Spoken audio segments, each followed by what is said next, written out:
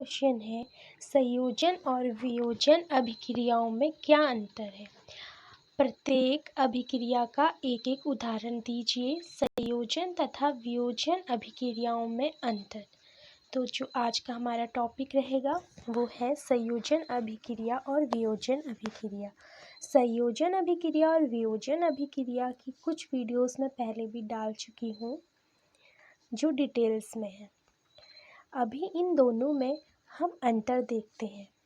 संयोजन अभिक्रिया, संयोजन अभिक्रिया और वियोजन अभिक्रिया में अंतर। संयोजन अभिक्रिया, संयोजन से जैसा कि आप समझ रहे हैं किसी चीज़ का संयोग होना मतलब मिलना जुड़ना, आप इसको कह सकते हैं। वियोजन का मतलब होता है टूटना या विभाजित होना, वियोजित होना। ठीक है, तो जो संयोजन अभिक्रिया है, इन अभिक्रिया में दो या दो से अधिक पदार्थ परस्पर संयोग करके एक पदार्थ बनाते हैं। इसका कहने का यह तात्पर्य है कि अभिक्रिया में दो या दो से अधिक पदार्थ मिलकर एक नया पदार्थ बनाते हैं जिसको संयोजन अभिक्रिया कहते हैं। इसी का उल्टा वियोजन अभिक्रिया है। इस अभिक्रिया में यौगिक वियोजित होकर मतलब टूटकर दो या दो से अधिक सरल पदार्थ बनाता है। इस अभिक्रिया में यौगिक वियोजित होकर दो या दो से अधिक सरल पदार्थ बनाता है। देखो, दोनों में साफ सा अंतर दिखाई दे रहा है कि जो संयोजन अभिक्रिया है उसमें एक नया पदार्थ बन रहा है और जो वियोजन अभिक्रिया है उसमें दो या दो से अधिक सरल पदार्थ बन रहे हैं, लेकिन यह पदार्थ वियोजित होकर बन रहे हैं और संयोजन अभिक्रिया में संयोग करके बन रहे हैं। फिर दूसरा जो अंतर इनमें है वो है ये क्रियाएं एक या अनेक तत्वों पदार्थ के पारस्परिक संयोजन से विभिन्न ऊर्जाओं की उपस्थिति में पूर्ण होती है।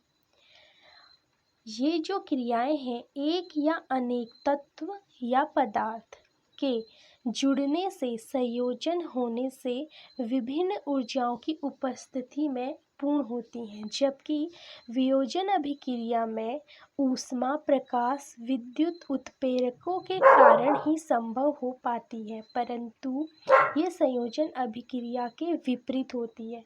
संयोजन अभिक्रिया के विपरीत वियोजन अभिक्रिया है। संयोजन अभिक्रिया में पदार्थ के संयोजन से विभिन्न ऊर्जाओं की उपस्थिति में यह पूर्ण होता है, लेकिन वहीं वियोजन अभिक्रिया में ऊष्मा, प्रकाश, विद्युत उत्प्रेरक के कारण ही यह संभव हो पाता है। अब इन दोनों के ही एक एक एग्जाम्पल हमें दिए गए हैं, जिन एग्जाम्पल्स को आप ध्यान से देख सकते हैं।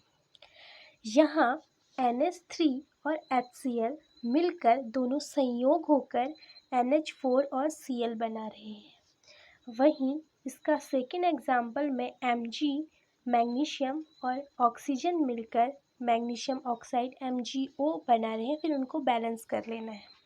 वहीं वियोजन अभिक्रिया का आप एग्जाम्पल देखोगे तो CaCO3 टूट कर, और यहाँ पर आपको ये हीट का दिखाई दे रहा है, टूट कर क्या बन रहे हैं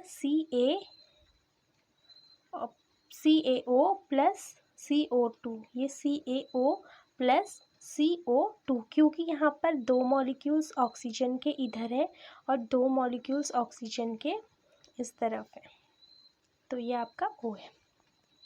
वहीं पानी, जल तो सभी जानते हैं और जल का फॉर्मूला होता है H2O।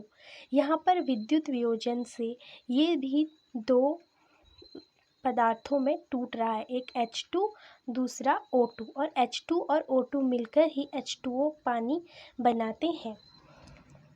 आज का टॉपिक यही समाप्त होता है।